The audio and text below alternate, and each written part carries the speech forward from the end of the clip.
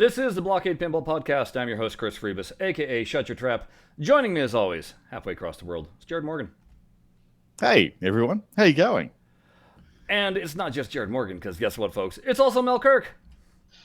What's up, everyone? Back on BlahCade. Hey, guys. Right, a little sooner than How's it going? previous times. It's kind of like, wait, didn't we just have it? Oh yeah, that was just back in November or whatever. But yeah, Is it November? Oh, I just realized.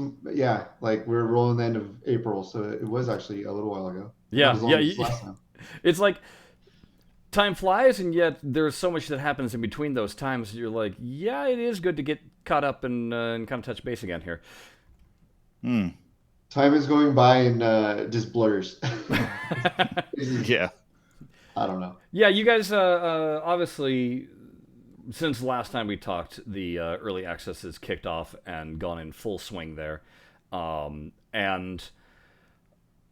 there's so much to talk about regarding the early access thing. But I wanted to just kind of give you the opportunity. I know you've mentioned stuff over on the Pinball Show. But just if there's anything you want to touch base on, just kind of espouse, get out there, and then we can dive in with any of our questions. Oh, sure. First of all, I'm really glad we're doing early access. The game, I always knew it was going to be a big game, but I even underestimated how big and how challenging and what a monster this thing is. We have, we divide things into content. And in the content side, we've got so many partners, licenses. So to try to get companies to agree to do things at the same time and on the same schedule and all the same methods, it's like a constant. That's a challenge. So we've been wrangling that. Then we've got the platform itself, which built in new technology and all these new things that we're learning about Unreal Engine. And there's a trick around every corner, and there's something that you didn't expect around every corner. And we also have some third-party services that we've had to rely on for the first time ever. We used to develop all of our services at Zen. So we're relying on other teams to help provide these to us. And they don't work at the same speed that we do. We thought that they would work. And so all that to say, it was actually amazing that we did hit the very last day of March for BlahFX early access. And we're making strides and headway, but this would have been there's no way we could have gotten even a single other, like a console or even one other platform out on the same day. So this is still early access. We're getting heaps of feedback. We're learning a lot of things about our own ambitions, and it's a lot of fun right now. It's challenging, and look, it can be a little stressful, but I would say that the challenge is actually the most fun. So obviously when early access hit, there was tons of comments, and we obviously had our own comments too. The question is, how much of that were you guys expecting to hear, and how's the morale of the team? Obviously knowing where things are going as opposed to what we, the public, have seen. Yeah. Well, we were expecting what we've heard for the most part. One of the things that we kind of miscalculated, I would say, is that when we came out a long time ago and said that FX 3 transfers, backwards compatibility and tables won't import to the new one, we should have repeated that message like every month. We thought we did the big blowout and that everybody knew about it, but we come to find out it feels like only a fraction of the audience actually heard that and knew about it. Part of that's because mainstream press and games don't cover us they think that what we do is repetitive and they don't talk to us. So that's why we kind of started taking control of our own communication. We thought, well, anybody who cares about our game, we're going to get out in front. We can say whatever we want, but we should have been saying stuff, a lot more and just reinforcing that. So the blowback on that right at launch, at early access release was a little surprising, I guess. And, now we know, like, when we have bad news, we need to keep saying it over and over, even though we don't want to. And then the ticket system, one day I'd love to do the real story about why everything happens. And I can't do that right now, but we wanted to talk about the ticket system and all of that like 6 weeks before FX early access came out. And due to things I couldn't control that I was trying to control or work out, we just couldn't. And so it ended up being like just a couple days before release. And the way we had to message it was super squirrely and watered down and didn't do it justice at all. And we also we're missing a third of that whole system right now. Once that gets plugged in, I think it'll make more sense. But, so morale took a hit. Sure. People were down. I said, guys, please stop reading the internet. It's a marathon, not a sprint. Right. Is what we're looking yeah. at. And I've been out there. A lot of this is on my shoulders. I've been out trying to. I talk to everybody on, even where it's toxic. Just let people know that we're hearing them, and just do what I can to. Yes, we made some missteps. We didn't communicate it correctly, but just please stay with us. I still believe in the design and the mission that we're on here, and I do think it'll work out. And if it doesn't, then we'll change it. So. Let's talk real quick about the ticket system, because there is something that we noticed. Obviously, and we've said that the studio granted me and Jared one of those 1,200 ticket packs, which was awesome, because it let us at least experience what it is like to do the ticket and everything. Based off of because everybody was guesstimating how many tickets it was going to cost to get all the tables that were going to be released at launch, and a lot of people's math had it at the 1,200 tickets would get you absolutely everything, and then of course you'd have to buy indie.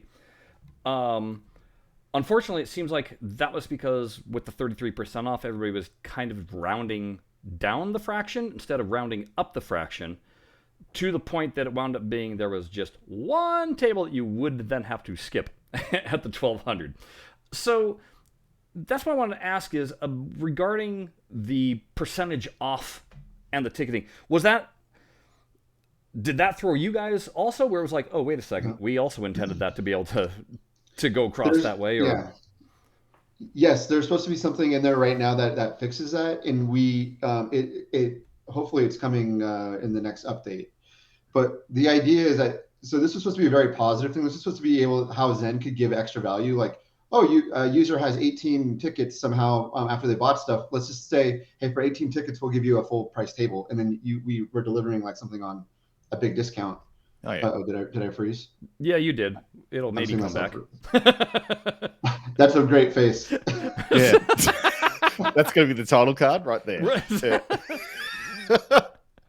Let me see if I'm like running anything else here that should not be running on my PC with the thousands of things. I'm not trying to play the game. No. It's probably the browser funny tab because with Jared like 50 freezes. tabs open. Yeah, Jared freezes like that, but then he also gets like all these pixels, and then he gets Oh, the yeah, I fun have to thing of wipe being the able to screen. wipe his screen. Yes. Yeah. Like that. Can I like turn my camera off and then turn it back on? Yeah, try Let's it. see. Yeah, give it a go. Yeah. How do can I do that from inside of our little tools here? Or do I have to do it on my side? I think you're gonna have to do it on your side. If you go into the video program, you should be able to disconnect your camera and plug it back in. I look like a noob right now. That's okay. This is technology. Yes. It's all right. We're not going live, so Yeah. we can probably cut some things around. Let's see. No, I can't do that. I'm like right clicking to see if I can. If you go to the little tool wheel on Video Ninja on the bottom of your screen, go to the tool wheel, and there you'll have video source. Oh, I was looking up top. Look at that. Okay, hold on. Disable camera. Enable camera. Huh. My camera I don't think it ever. I don't know. It's weird. Sure. Disable video. I think next to mine there's a in the video. There you go. Look at that. Look at that. Are you back? Ta-da! I'm back. So do you want to pretend like that didn't happen, or Sure. just keep going? And then we might leave it in we probably anyway. will cut it. Okay. Yeah. So we were talking about the ticket system. Yes, the ticket system. And yeah, so when it's fully functional and working, if you have a ticket balance after purchases, what you're supposed to get is a offer that says, "Hey, buddy, you have 18 extra tickets. Here's a full table. Do you want to buy this table for 18 tickets?" And it would be actually even more discounted than we could otherwise offer. Okay. We call it dynamic bundling. It's actually a lot what Steam does when you're checking stuff out and you look, you're putting stuff in the shopping cart and you go to checkout and like you can just pick and choose what you want and there's like a discount. So that's kind of like the aim of this, and it should be ready anytime. And we thought it was going to be ready like even a day after we launched, then it's not, and then weeks are going by and it's still not. So right. This is probably the biggest issue. That would actually, that would take a lot of that, like we all said at the beginning, we're like, I don't want to have to do maths to figure out what my purchase is. And that would at least make it so that it's, what do we refer to as, Jared? The Dave and Buster's model. That if you can get rid of that, you know, where you've bought the card, but each machine you play is like, this one's $1.37 and this one's 72 cents, and you're like, well, I don't understand. That's kind of what happens actually with this sort of system. Yeah. And it's because we can run our own in-game discounts now. Yeah. We can put stuff off on sale whenever we want. Or I can say, hey, Jared, you've bought like 30 out of 38 tables. I'm going to throw you a custom offer right now because I really thank you for supporting Zen. And we're like, for $8.09, you can own the other 10 tables. You know, I mean, like that's the full functionality right now. Like we're operating like 2/3 functionality. Sure. Okay. No, so, that's good. So it sounds like obviously this gives you stacks more flexibility than what you would have to do if you went through the storefronts.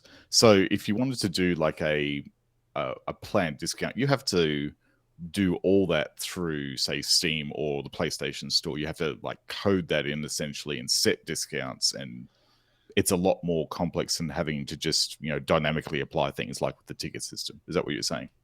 Yeah, I mean, every platform has their own way of managing sales, whether it's consoles, PC, mobile. PC and mobile give us the most control. We can set those ourselves. But if we want to do a curated sale on, say, PlayStation, we apply for that months in advance. Oh, wow. You know, we have Star Wars May 4th sale is about to go live across all these channels. We start working on that 6 months ago. Oh, my God.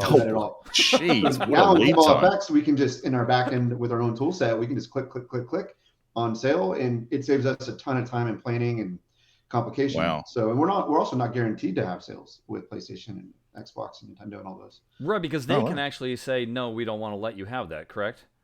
Correct. I should say, I mean, usually when we approach them, they're easy to work with, but, you know, actually Nintendo, we can set our own sales now, which is great on Nintendo, but part of the curated sales, you still apply for them.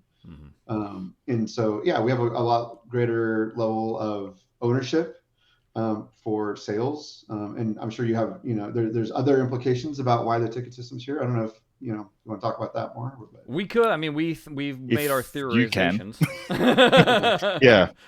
Yeah, we'd love to talk about that if you can talk about that. That's why we've been steering clear about it. Well, in everything here, is like big, long stories. So I try to give you like shortened versions of it. When we started working on Pinball FX and we looked at our entire catalog and we said, is it even worth it for us to remaster all the tables in the library? Should we even care about that? Do people want those games again? And we say, well, we think that they're pretty high quality in the way that pinball works in the world. That's the reason why games from the 80s and 70s and even before are still sought after and people want to play them, because a good pinball game remains relevant. And so we had a series of decisions to make about, you know, let's and then the question was like, well, we know we can't do backwards compatibility. What's the next best thing we can do?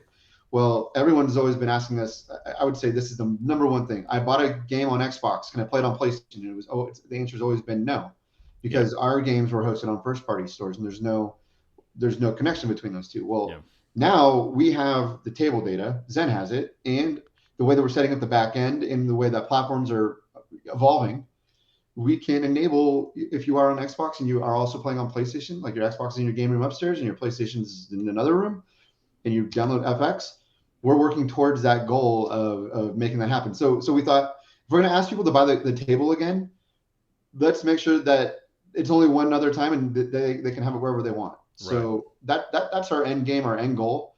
Somewhere along the way, in the way that we were solidifying agreements with licensors and partners, you know, it's like now I can say that, but like 6 weeks ago I couldn't. And so, and we're trying to get the game out. And we're like, do we pause the game just because this whole thing's not ready? And then we got into some, you know, it was just, man, we hit like a 60-day window that was it just wasn't adding up. And one part of the game was ahead of itself, and the other was lagging behind because of agreements. So it came out kind of in this bleh, you know. But it's nice being able to say this at least in early access, because since there's only one place you can purchase the stuff right now. Now, by the time it comes out with console or whatever, it gives people that a better sense of where do I want to purchase this, you know, at the start, with the intention of knowing that they might not have to, because there are some people that have bought it on 3 different platforms, you know, FX3 on 3 different platforms, And if they know ahead of time of, hey, the goal is to not make you do that, they can pick their platform that they usually play on and maybe purchase it for that first with the intention of, hey, eventually this is the goal that's happening. I mean, at least it definitely softens the blow that way, I would think. Yeah. It totally does. Let me say one more thing. Like we started, this is why early access is so important, because we're solidifying the back end. We're making sure that all this stuff is working, that we have users' information. We're going to do more things in the game to be more transparent about like what you've purchased and when and for what ticket price. So you'll have like a purchase history I think so. We think that's important as well. But the way that we might actually roll out the console launches is whenever we're 100% sure that like this is working on Xbox, we'll go live on Xbox, and then you can see what's happening between like EGS and Xbox, right? And then when we can confirm that PlayStation. So it might not actually happen where we just roll out all the consoles like in one big day and there's this big hurrah.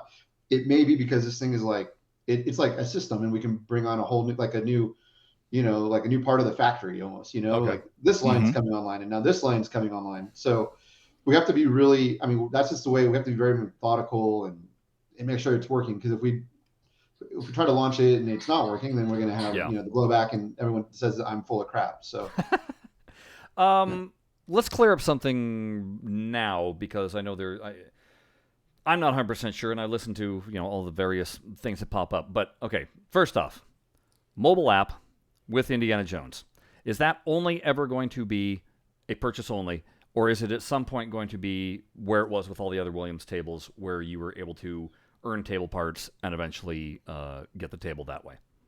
It's purchase only. It's not going to go into the parts model. There we go. Okay, got that. Right. Question 2, kind of similar to that. We were thinking that other premium tables on the line of Indiana Jones would wind up also being a purchase only, not a ticket. But then I read somewhere else that it seems like that's not the case, that maybe everything else going forward is going to be under the ticket. So can you clarify that too?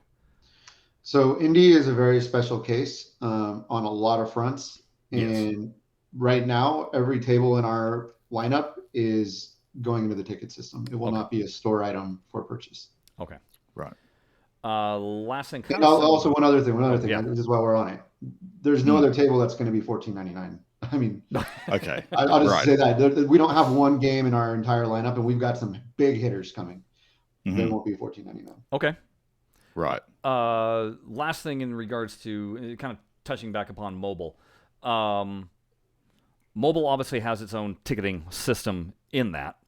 Is there any chance of rolling over the ticketing system that you have now and kind of feeding it into that, or is the mobile thing, just because it's completely written differently, not going to be connected in any way, shape, or form to what you guys currently are doing with the ticketing? No, there's a chance. When I say cross-buy, cross-platform, I'm saying console, PC, mobile. Wow. Yeah. Okay. That's pretty nice. That's the goal. And we wouldn't have started down this road unless we thought that we could actually make that happen. So, okay. We have a long history. Zen was one of the original. I always go back. We have a lot of equity with the first parties. We were one of the very first games. Always done groundbreaking stuff, and first parties like to let us try weird experiments and see what happens. Another big thing that I noticed right off the bat, because I use a PS4 controller. PS4 controller, not currently supported in the game. Interestingly enough, it was not supported in FX2 either. I had to download a third-party controller system for that. FX3, no problems, worked great. I can use a PS4 controller. Except for the Rumble doesn't work in that case unless I use a third party. So, coming all around, I noticed, first off, Rumble is not a factor at all currently. It doesn't work with a Xbox controller. Clearly doesn't work with a PS4 controller. Is that a conscious decision? You guys are just like saving, since that's like gravy on top of the whole game, like putting that to the back burner before you implement, or is that gone in terms of? I would say that it's just because we're not at that stage of the port yet for console. Now, these are some details that, to be honest, I'm not even aware. Like, I mean, I know that it's not in there, but I don't know what the plan is for like when it would be ready. My guess would be we're just not there on the console port yet, so we're on controller support. So Because somebody had mentioned, I don't know if you know anything about this, but somebody was saying that there's something about uh, games using the Unreal Engine that Unreal doesn't have a license with Sony or something like that. And I was like, yeah, but that doesn't make sense because then they come out on Sony PlayStation. Mhm. But I don't know if that had any factor to do with it either. I don't know. I'm not sure. Okay. And where we are, I mean, yeah, there's some things, guys, that I don't know specifics right now because we're actually we have more layers at Zen. We're a much bigger company, and there's some things that I'm Right. that surprised me even now. So Mhm. yeah, I'd imagine that the whole console support, like you were saying, when you start getting the frameworks for PlayStation into the game, because it's all developed on Unreal, you're using the same engine across all platforms now. When eventually that becomes a priority for the business, we'll start seeing the support trickle in to the app over time. I reckon that's probably what's going to happen. yeah. Look, we kept. I mean, you start out with this feature set that's ideal for. Well, first of all, the goal was Pinball FX on all platforms day one, Yeah. and then it was like, oh crap, this thing is not that there's no way that's possible. Let's go early access on one platform with this big feature set, and then it just keeps going. And you're like, Yeah. here's what we got. We got to go out. We have to start. We have to get it going. So there's some of these things we call them bells and whistles. They just might not be there. Might not be ready yet. Okay. Mm. How much of the game as we see it now, and when I say the game, I mean the tables. How much are they locked in versus being fluid with changes? Because I noticed on Discord, Lynn was asking questions about lighting, um, which was like, welcome. And we got some comments about that too. But where it was like, okay, maybe these tables aren't locked in with their look just yet. So I'm They're just kind of not. They're curious how not much of locked that is in. locked. Yeah, they're not locked in. Okay. Both from a performance standpoint, from lighting, and physics, of course, changing. There's always discussion about physics. Yeah. But yeah, no, I would say that well, the new tables, the Zen Originals, World War Z. I think that you can see a difference in lighting. Yes.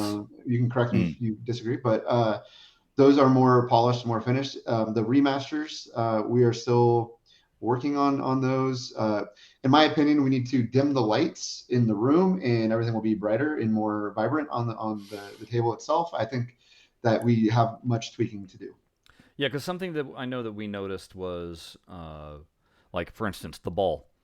It keeps the same intensity of glow, whether it's going into a shadowed area of the table or not. Interestingly enough, too, right now the ball, and I imagine that this has to do with, again, bells and whistles. The last thing you need to do is make the ball look spectacular, get the whole table working, fine and performing fine. Then you can add that tweak. But like in FX3, the ball is very super chrome.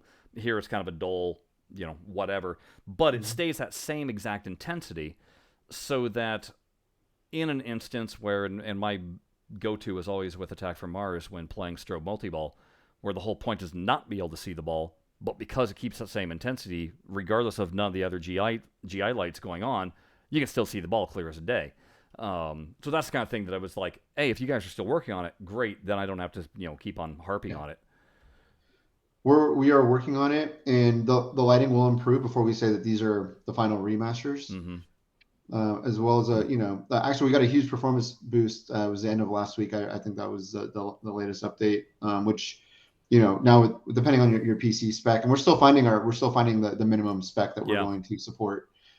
It's a huge. I mean, that's one of the biggest topics at the moment. But ray tracing plays a lot into this too. Those who are experiencing ray tracing, I think that the game looks pretty good, and they're getting a good result. The frame rate is there. The HD resolution is there. But we have some other new technology. There's other technologies that we're integrating, some new stuff that will continue to improve. And over time, any table that's currently on available will improve. And as our next series of releases in May, I think you'll see for remasters better results.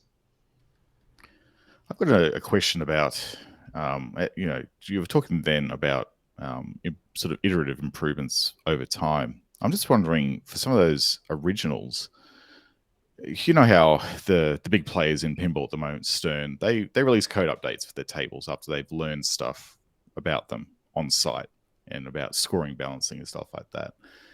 Now, in the past, that didn't really happen for a lot of the Zen originals. But I'm Other wondering than now. Mars and Epic Quest. Mars is a good example, actually. Mars was going to be the case in point here.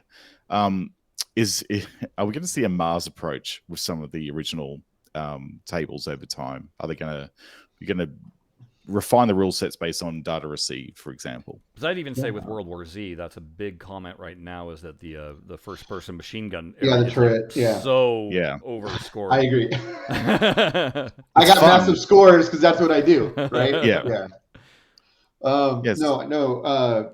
So as we're leveling up Zen and as the pinball team is growing and getting bigger, there's a focus, and it's a red line item on, everything that I'm thinking about is maintenance and updates. And of course, we want to release a game that is ready for everybody to play. But look, you said it's like Stern. Pinball is just really there's things about it that even through testing, somehow, because it's so random.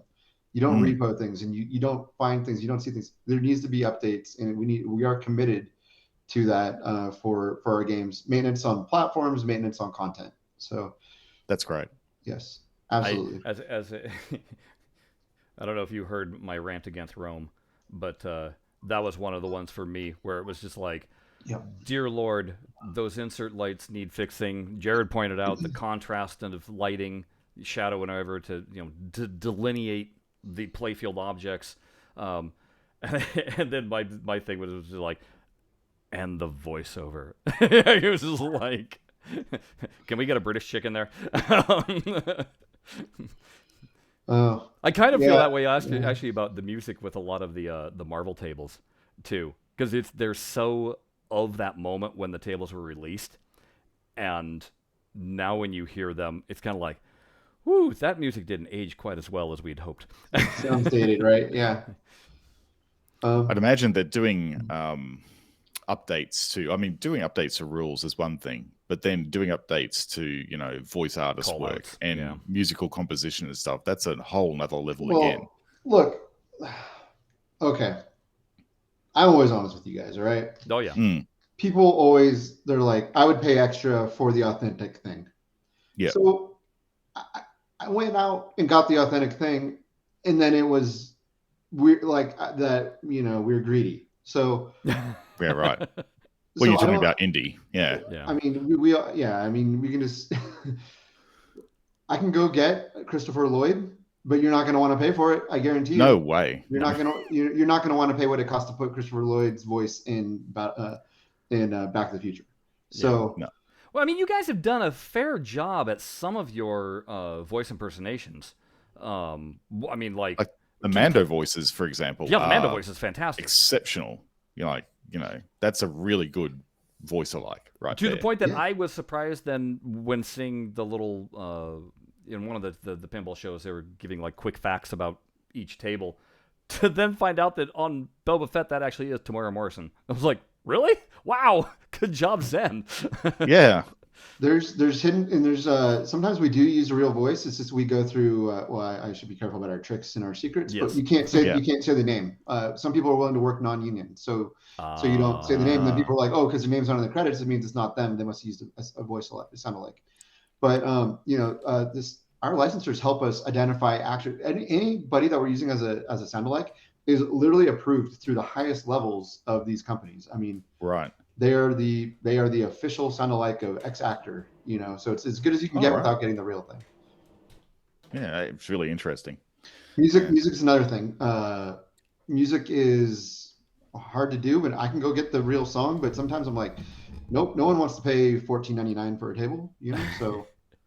That brings up an interesting point, because I was replaying some of the tables, the Williams tables, and I know back when you guys first got Creature, you had reached out to the 5 different music tracks, I know, and you had only gotten a response from, I think, like 1 or 2 or whatever. Is that still continuing, or is it finally like, nope, they never responded, we can't go forward with that? Yeah, in cases where they don't respond, I'm too busy to try to keep Right, going after calling it. the phone. Harassing. Yeah. And finally, you're just like, well, I don't know if this guy, if these rights exist, should we just put it in the game? Like there's another company that used to have the rights, and they just did it. Yeah. The level that we're working on, we can't afford to do that, and I No. won't do that. So we try to do everything 100%. Yeah, because by you the want to book. keep the Legit. licensors that you do have and that you might get comfortable knowing that you guys will do right by them. Yeah, makes perfect sense. Yeah. Got to have that level of good standing always. Speaking of creature, that means that then, like in FX3, when you're in multi-ball mode and the ball goes up the long way and then around the bowl, it wants to spinning around the bowl 3 times. Currently in Pinball Effects, it does 1 spin and dumps. So that's the kind of thing that it's, again, the table's not set. They're still going to be fine-tuning, and I imagine that that has to do with kind of surface friction of the various parts of the table, too. Yeah. Yeah. It's funny. We talked about our physics simulation the other day, or on one of the pinball shows, and Akosh said something about 41 properties. It turns out it's 80. It's not 41. 80 properties. It's 80. Deep, like Wow. this is like we thought that we had checked in with Deep, and that I was like, can we please confirm this number? And we're like, yeah, it's 80. It's not 41. Jeez. So that's a lot of parameters you need to tweak to get every these tables table, right. every table has got its own. I mean, yeah, it's a lot. They mess with it. So you've also got the problem of, and this is something that people I think are starting to realize now, but that you're tuning to your example of the table. It's not the table that you've got in your local pub down the road. Like for me in Netherworld, for example, there's a creature there. It plays very differently to the one that's in Zen, but doesn't say it's wrong. It's just not that table. So I guess how well has it been? How well has the game been maintained? How old are the rubbers on the flippers? I mean, like all that stuff. That's right. Yeah, has it recently been shopped? What's the pitch of the play field? There's so many different variables. Exactly. There's so many different parameters. Probably those 80 parameters that you're talking about there. That's probably a feasible amount to have in a simulation, but there's probably even more if you look at real world scenarios that are also interplaying with what you're experiencing in the game. So it's going to be nigh on impossible to recreate the experience across everything, but you'd be able to get pretty close, I'd imagine, with 80 variables.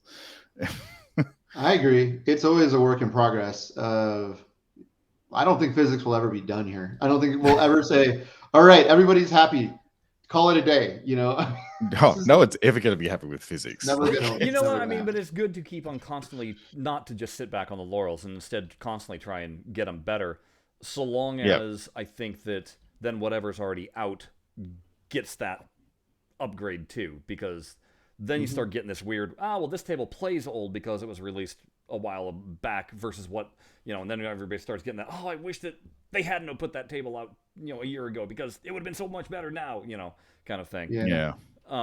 We have some interesting ideas about all that, and Deep is our physics expert, and so what happens if we decide we find something better, Deep has to go and change all the tables. And right now it's such specialized knowledge, like how do we replicate that knowledge? Well, we've coined this thing Deep's Academy of Pinball, or his Pinball Academy. And we're literally trying to bring in all of our pinball people and like teach them all the specialized knowledge, So just put Deep in Jedi robes and there you go. Yeah. There's definitely that. It's good that you're actually you were looking for. It's good that you're like looking at the bus factor in the studio, because that's a big problem with institutional knowledge. When something's so critical to the game, if something were to happen, God forbid, to Deep, it would be terrible. All that knowledge, poof, gone. So spreading it is much better. And he's an awesome pinball designer, and he wants to do more designs. So yeah, the guy can't just work on physics every day the rest of his life. Yeah, that's right. I mean, there's only so many tweaks you can make before you start going a little bit bonkers, I think.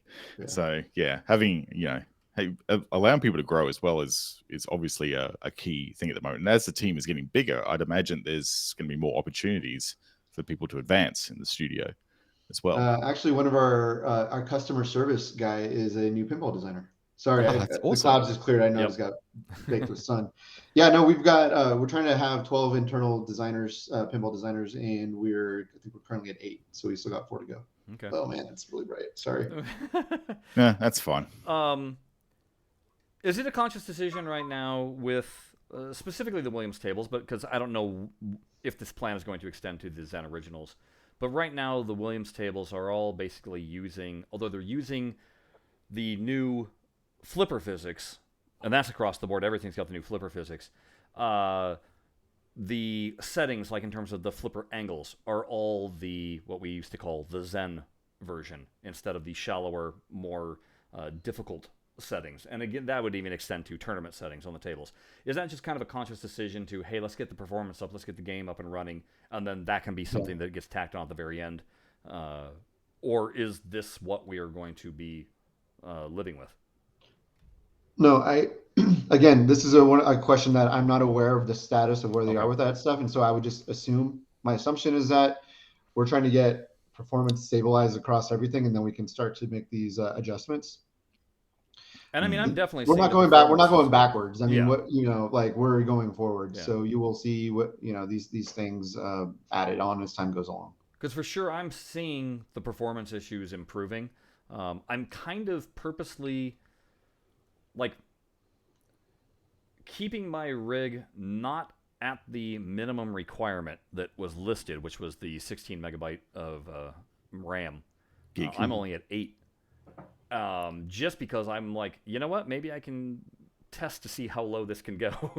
So, like, my frame rate's not quite hitting 60 yet, but it's still very playable, and it helps me actually be able to see when improvements are coming for. Not that mine's a low-end machine, because it ran FX3 like a boss, but... It's probably like mid-range, really. Yeah. Because my vid card is definitely not capable of ray tracing. Yeah. No, 60 FPS HDR with ray tracing is our goal, and that's, we're confident we'll have that performance. At least 60 FPS in full HD is like, that's the min. But heck, we have companies, whether they make television monitors or they're the video card manufacturers themselves, wanting us to push our game on their stuff. So I think that we have the opportunity to take advantage of like the latest and greatest. However, that's not where the majority of our player base is. So we have to come down, and that's what we'll get gains as we. Like last week, I thought it was really good, and it turns out, I mean, it's a funny story. It just turns out that we had some wrong setting in Unreal, and it's just like, oh my god, it's like baseball. Just change a 1 to a 0, and everything gets fixed, right? Yeah. And I'd imagine that the studio, I think you touched on this before, but it's probably you're learning every day different things about how the engine interrelates with what you're trying to do there at the studio. So these discoveries are just going to happen, and you're going to go, oh, okay, sure. We've just had a 20% improvement because of a setting, And then I remind myself, this is a marathon, not a sprint. Yeah. It's still going to be better than it's still in the long term. This is, we couldn't maintain the PX engine anymore, and we miss those days, but it's just we're dealing with the growing pains of this. I was gonna say, you get the headache for the next 2 years, and then it becomes very, very friendly to you for the long run afterwards. Yeah. Yes. I've got a quick note because it just popped into my head then about the overall sort of fan cave experience and how it carries through to the not the Windows, the Williams games. So at the moment we've got the old environment with all the Williams tables. So is there an opportunity there to actually normalize that so it's more fan cave, or is there an underlying reason why that's not yet done? I don't know. I don't have an answer for you on that. Okay.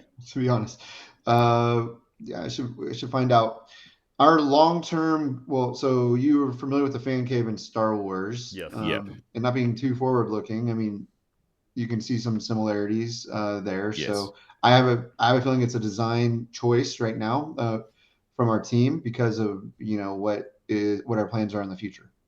Okay. Because that was definitely when we saw that you were emulating the fan cave from Star Wars VR, we got excited because we were like, oh, that's going to be sweet, because now yeah, you're going to be able to see your trophies basically in the room as you're playing.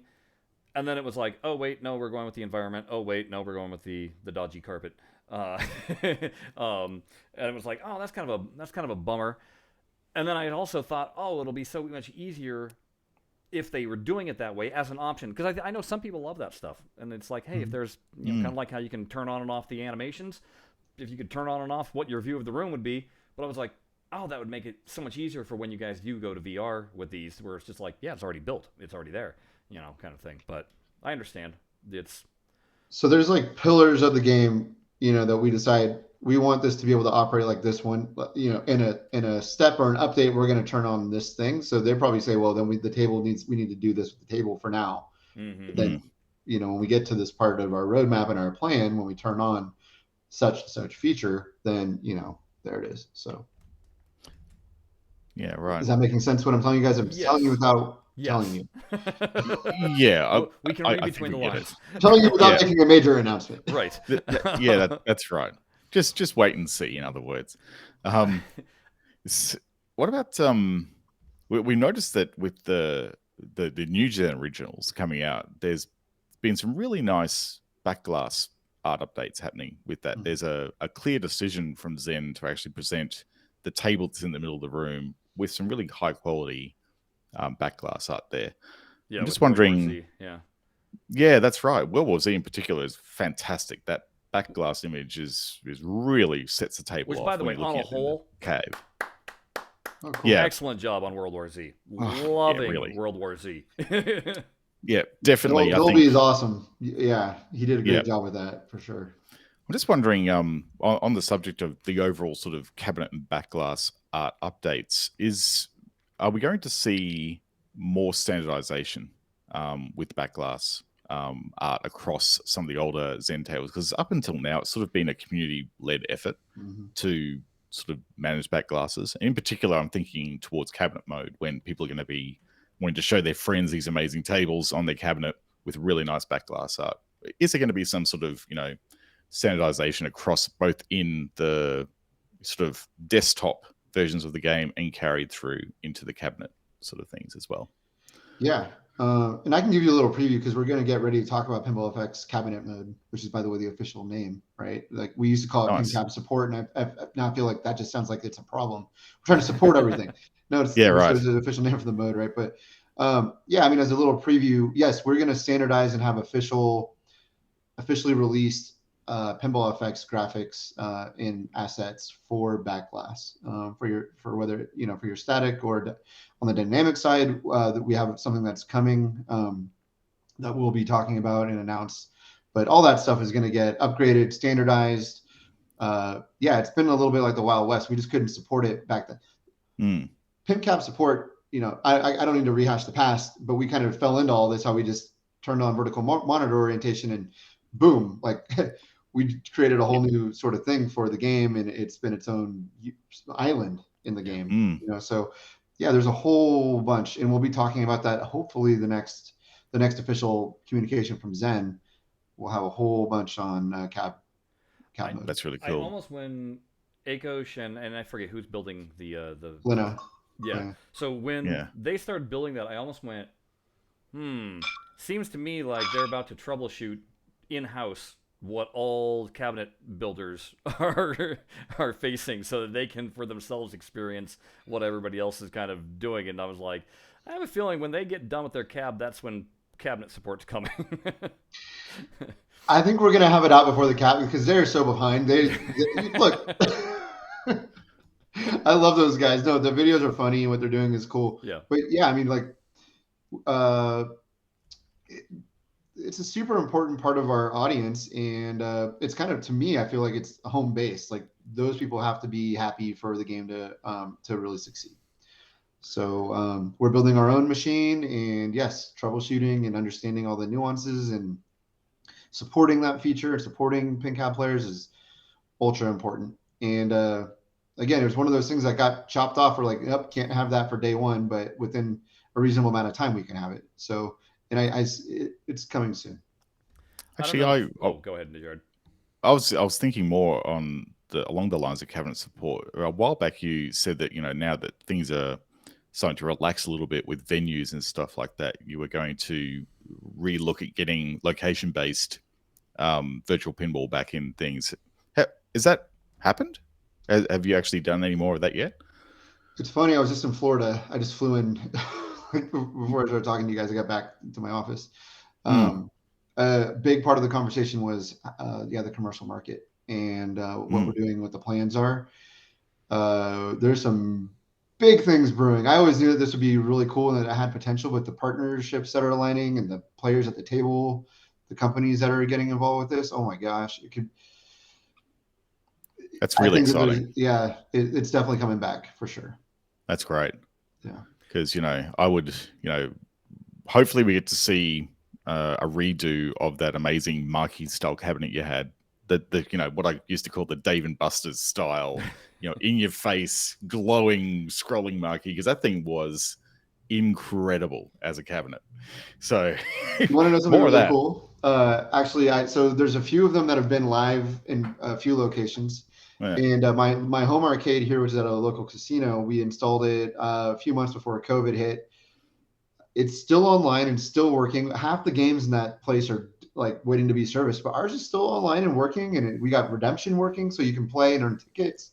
And we're getting data from it. It's really cool. And I showed a picture of my daughter playing it just a couple of days ago when I had these meetings in Florida, and everyone was like, "That's the machine." I was like, "That's the machine." And yeah. See, that's the thing. Like that style that you set up for that cabinet, because from what I understand, it's actually like it takes a cabinet and just bolts on the marquee. Like it's a thing you can just add on to the cabinet, depending on the location. So that's like, if you think about it in the context of a casino, it's a perfect fit. Like it's so visually intense. Yeah, it's got to draw you in, and that's like you see a lot of this sort of cabinet design coming through with the companies like Raw Thrills. They specialize in this sort of like eye-catching, attention-grabbing cabinet design that you just can't not see in an arcade. It just draws you to it. So, and that's something that doesn't really happen with traditional pinball. Like they try with, video screens and stuff like that, but not to the extent that this Zen cabinet does. Like it is, you can't miss it. Am I able to share my screen on this? I can show you. I can give it to you right now. You can. There's a little button down there that should enable you to share it. It's like a little widescreen monitor button next to the gear. We'll give everybody watching in. Let's see if we break the internet by doing it. Wait, create a secondary stream. No, that's not it. This is, let's see. Transfer file. Toggle the chat. I don't know if I'm seeing what yeah, maybe it's too hard. This is beyond what I know. Yeah, I do it through OBS, so when I share a screen, I don't know how to do it on a personal monitor there. We showed it at E3 a couple years ago, so I mean, it's been seen in the wild. You can probably find it somewhere, but I have a picture of this actually installed. I'd love to show it to everybody who's watching this. But should tweet it out. Yeah, put it on your tweets, and then we can link to it. Put it on my tweets. Yeah. There we go. I need to get back to Twitter. I'm terrible at Twitter. Yeah. But I mean, that like it's great to hear that it's not only cabinet mode for those folks that are passionate about it at home, but seeing it out in the wild and actually engaging with it in like an arcade or location-based setting, it's going to be a really new experience to see what that's like. Yeah. And I wonder too, how this is probably long ago news now, but it makes me think of how the engagement with Arcade 1UP went, and whether, I think a while back there you said the response to that cabinet was so oversubscribed that you're having trouble catching up with demand. How is that even shaken down? Like it seems like the whole home market thing was a really interesting experiment, but it seems like it sort of stopped, and there may be reasons for that you can't talk about, but I don't know. Well, the first run, let's call them Gen 1 units, were ultimately very successful. They got hit with pretty bad supply chain issues during from COVID, and they couldn't bring in as many units as they wanted. I was kind of bummed because I saw units going for like 3 times the MSRP on eBay, and that was never the goal or the intention. It was always like, I want to proliferate pinball machines in homes, not create an item make where them. people are, make them more like. So but then when we kind of decided what ultimately I don't know, there's a lot of people making decisions, but ultimately what we decided was let's go back to the drawing board. Let's make sure that these machines that somebody gets can be expanded upon, better, like the modding community is huge there. Can they upgrade? Can they get more content? Like all those things. So there's active development happening, and I don't know what the next, I know like on paper what their target is for another release, but I don't know. Like right now we're in a little lull. It's quiet, but it was supposed to be a proof of concept. It way over delivered proof of concept. Like it blew us away. It's funny, you weren't kidding about the modding community either. I mean, people. Oh, they love it. They're dropping in like the perfect size back glasses. They're dropping in new play fields. They're going nuts. Exciters and actuators, and they're just going nuts with it. Well, and all in Zen, we want the best representation of our game, and it's not up to. I don't decide what hardware Arcade 1UP decides to put in their machine. It's up to us to try to make the best game experience possible on that hardware, because that's what they can sell for a price. So we'd love to see better hardware, and over time things get cheaper. And I've learned a lot about how manufacturing happens. It's changed a lot since Guitar Hero. That was my last hurrah with manufacturing. But the way things are done, but it's a thing that it's a part of our pinball offering that has got a lot of potential and will definitely be around for the long term. Okay. Yeah. I was curious about. I think you guys, I hope, aren't having any more emulation issues. After the alphanumeric deal that I'm sure you guys cracked that nut. But there's still issues with sound. I know some of the games that I was revisiting, Williams Stables, obviously we're talking Williams, not with Zen Originals, but where there's crackling sounds, almost like distortion or whatever. I know with Whitewater coming on the way, people are going to jump on that if there's that sound. How would you describe the sound, Jared? I never quite understood. So it's like an odd cymbal noise. Like the cymbal noise is being sampled strangely. Right, like it wasn't bassy enough, right? It was like, I don't know. Anyway, I'm wondering, is somebody still working on sound emulation? Zen's aware of the sound issues that are there. I don't expect that the. I think so. Again, these are some details that I'm not fully aware of right now, but just talking about it, I always take notes from our chats, guys, and I'm always checking in, making sure that somebody's aware of these and on it. But I know that I was on our Discord chatting with somebody, and he sent me a link to a video, and he's like, "This is a sound issue." And I was like, "That's an issue." So okay, yeah. So within Pinball Effects and with World War Z, let's talk about World War Z for a moment. Again, not Spellorama, contained within a cabinet. The insert lights tell the story. Like all the things that we were always like, oh, this would be so much. You just like, that's why I'm over the moon. Nailed it. Yes, it's wonderful. I'm not familiar with the game at all. I'm wondering, in terms of licensing, obviously Saber Interactive, one of your partners. Obviously, I was like, hey, there's where some of that merger comes in, and then Paramount now has its own tab. Can you talk a little bit about licensing with those two companies and just going after the game, even though it's loosely related to the movie? Yeah, well, there's two sides of this.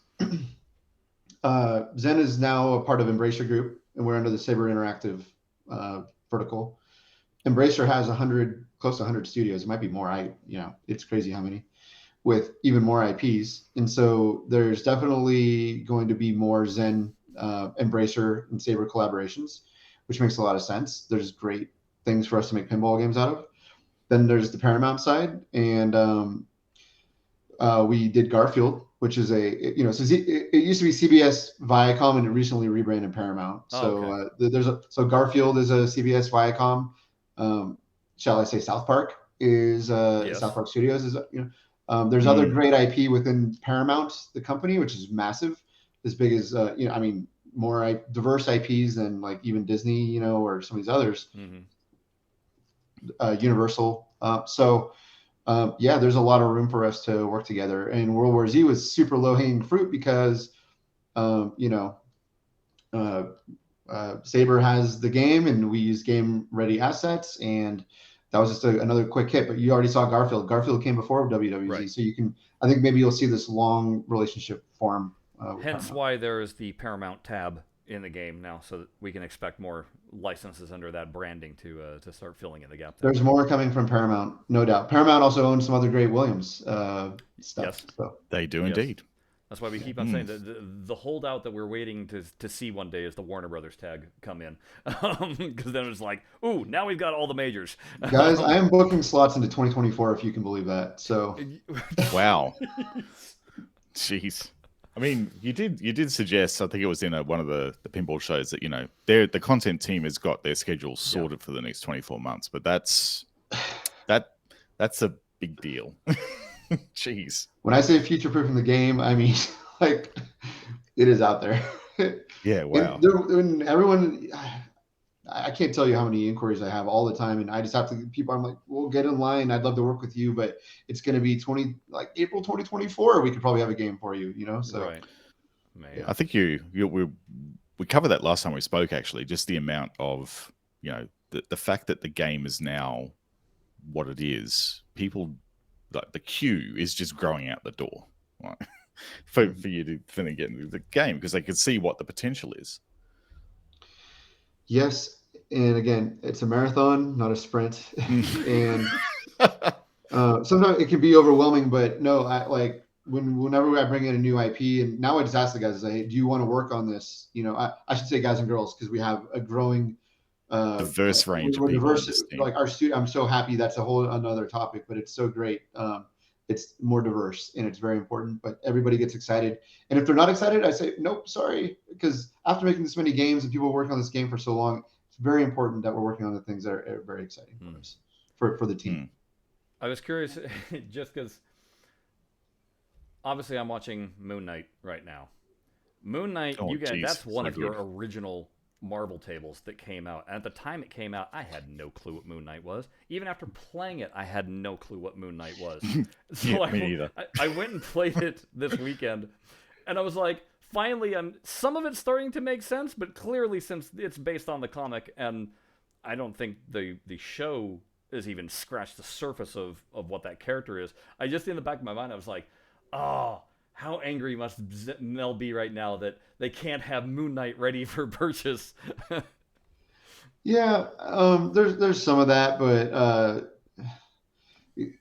we do what we can do. Yeah. Look, we have so many different entertainment tie-ins that we could, try to shoot for and activate. But my experience is, I think the last time we tried to tie a movie release to the game was Avengers Chronicles, and we were late with the game because they changed some artwork at the last minute, which affected the characters, and it's hard. It is hard to it's hard to make a game, and then it's hard to do all the other stuff that go around the game. Yeah. Yeah. Wow. Well, it definitely sounds like, I mean, we were talking about seeing a roadmap, and obviously it's hard to put down a roadmap in that, a detailed roadmap or anything, but it definitely fills me more with confidence that the direction of where things are going, that it's not, hey, I think what a lot of people's worries was that here's the game and what's playable, and they're afraid that that's what is, as opposed to, no, it's still evolving. Because it is hard to get our heads around early access. We knew that this was a big risk, and it was because we always put out very polished things. We never done any sort of early access. We just never went there, and we said, well, people are usually they come to our game and it's awesome, and it's very polished. This time we're taking a completely different approach, and it is 100,010% it was the right call. I don't second guess at it for a moment, because I can only imagine what kind of hot mess this would be if we tried to do this out on all the different platforms all the time. Yeah, that would have been very, very hard to manage. There's another aspect to this that I'm realizing. I mean, there's another company, Zachariah, however we Mhm. say We it. say Zachariah. I don't know where they Okay, get the Zachariah thing from. Zachariah. That's a level of game, and they're a certain size and whatever. But I mean, like for the most part, we're the only game in town, and so we Yeah. get everybody. Like, there's nothing else. I can't say go play this while you're waiting for us to get better, or Yeah. so all eyes on us for everything. Mm. It's a lot. It's a lot, and we created such a wide audience across so many different channels and platforms. The expectation is, look, I love it, but at the same time, I mean, it's hard to make everybody happy. Does it surprise Yeah. you that you're the only? I mean, again, Zachariah's doing what they're doing, uh, but they're kind of boxed in. We keep on like screaming from the tops of the roofs, "Get that Gottlieb license, guys! It would be a perfect Oh, fit for you." jeez. But are you surprised that you guys are essentially the only game in town? Yes and no. People, I think it shows our commitment that we had to the game, and that we just took it so much further than whatever. Is this a good idea or not? I don't know. Let's do it because we love the game, and we think that this will take it further. And I think we kind of left people in the dust, and then we were able, when we brought Williams in, that kind of was a huge moment as well. Yeah. And Mm. we're Massive. just hungry. We're very hungry for it because of the game in Hungary. It's a cultural thing because of the way pinball was so important to Hungarians. We just went after it. I'm not Hungarian, right? But Mm. we so I'm a little surprised, but not. I mean, if somebody goes after something with such tenacity, it's hard to keep up. I think we maybe we surprised people when when FX2 came out. I really think that was all the other companies making pinball at the time were like, well, Zen just won, and so it's actually been game over for a long time. Hmm. It just took a little while to weed it all out.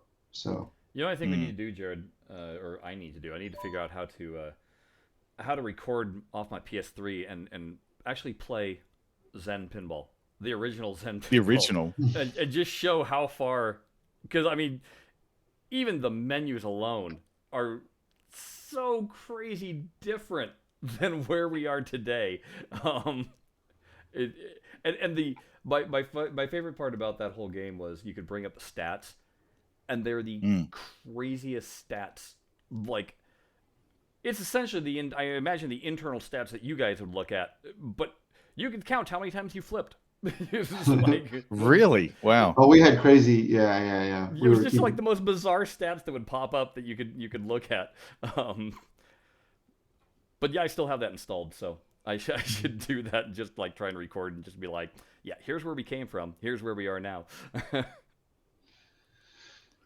Yeah, that kind of might be what ends up happening with Pinball FX and early access. Everyone might be like, "Whoa, you remember this? The first day it came out on March 31st, Right. 2022," and even just a couple months from now, it might you could do those side by sides, or Yeah. Yeah. that's what'll happen. I mean, this is, like I said, it's a massive game. It's a marathon and not a sprint. And our roadmap of content and platform and features and the way the whole thing will end up working, I think it'll be a really, really cool story in the end. And I just hope that everybody enjoys it. I'm sure we will. I'm sure too. All right. Well, that is our time with you today, Mel. As usual, we appreciate you coming on here and having the discussions. We love doing it and getting all the insider information that we can go nerd deep on, because I think everybody kind of everybody loves appreciates that, at least on our that watch our show. So again, thank you so much for coming on with us. I don't know what we're gonna talk about next time, Jared. I don't know either, but I'm sure it's going to be stuff and things like we always do. There you go. Stuff and things. All right, folks. Until then, we'll see you next time. See you later. Thank you all.